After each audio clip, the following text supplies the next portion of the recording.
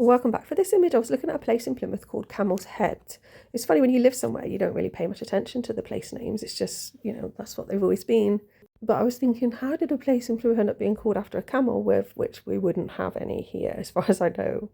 And it turns out that there was a train station, Camel's Head Halt, which was named after a pub that was in the area at the time.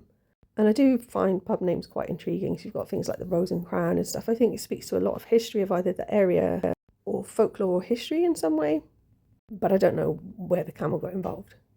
Anyway, it looks a bit like a fiery cross with an opening at the bottom and then water all around. And obviously there is no fire there. That could relate to the land perhaps, but there would have been a creek that went through that area. So on the left-hand side, there's kind of what looks a bit like a snail, I guess, because there's a couple of arches there, the little head peeking out. Could also be like an archway tunnel for the train station that was there. I'm not sure what that is on the right-hand side. Possibly the idea of a bow to go with a bow and arrow.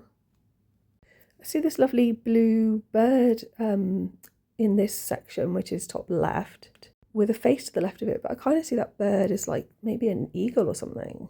There's probably another pub called that there. Top right, there's another idea of like an archway, but with someone flying on a magic carpet top right. Bottom right just looks like a bunch of squiggles to me, but next to that, there's lots of light with this sort of cave opening. And then some kind of creature watching it all here on the left. I couldn't say what it was, but quite small, so cat-like, I guess. I really like the balance in this one. Thanks for listening.